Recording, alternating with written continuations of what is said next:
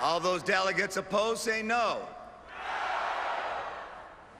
After Democrats took heat for that scene there, after removing and reinserting God and Jerusalem in their party's platform, a Democratic lawmaker is now attacking the GOP for banning Sharia law from theirs. Minnesota Congressman Keith Ellison saying, quote, "Why do they want to become the party of hate? They're demonstrating hatred toward Muslims. They're the party that's basically a bigoted party." Is there a bit of hypocrisy going on here? Let's ask the founder of ACT for America and author They Must Be Stopped, Brigitte Gabriel. Good morning to you. Good morning. First, tell us why exactly Keith Ellison is making those allegations. Well, you know, they are afraid. They do not like the Republican Party inserting that in their platform.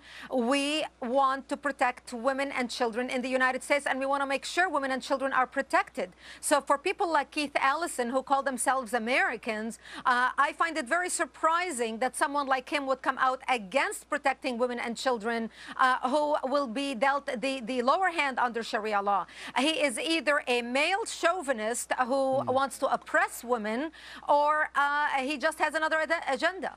Here is exactly what angered Ellison in the Republican Party platform is this: subjecting American citizens to foreign laws is inimical to the spirit of the Constitution. There must be no use of the foreign law by U.S. courts in interpreting our Constitution and laws. What the platform is saying is it's banning Sharia law from being implemented in United States courts. Now, here is Keith Ellison's point. He says there's never been any legislation offered to establish Sharia law. Not at the federal level, not at the state level. There's not been a municipal ordinance opposing this.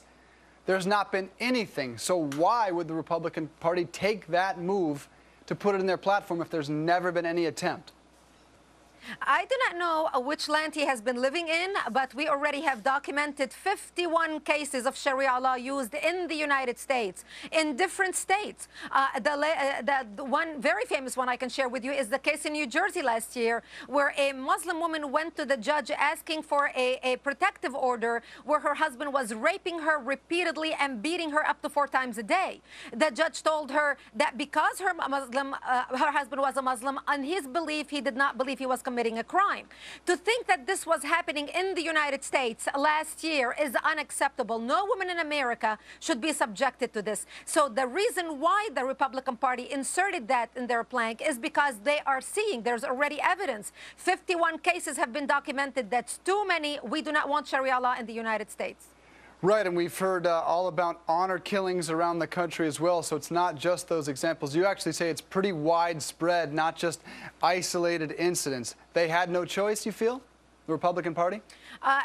They have a choice, and they chose to protect women and children in the United States, whether they are Muslim or any other religion. What they are doing is making sure that the Constitution is the supreme law of the land, that there will be no other law recognized if it contradicts the Constitution. Sharia law does contradict the Constitution and should not be applied in America.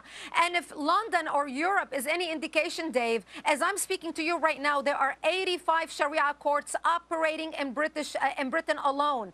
When British women went to the police asking for protective order against beating or abuse, the police had to refer them back to their Sharia courts because that's what they fell under. We do not want the same thing to happen to America, and the Republican Party is standing up to women's rights, Muslim women's rights, and protecting them against male chauvinism that is being imported to this country under Sharia law. And perhaps more about reaffirming our Constitution, our laws, rather than punishing others. The founder of ACT, Brigitte Gabriel, thanks for being here this morning.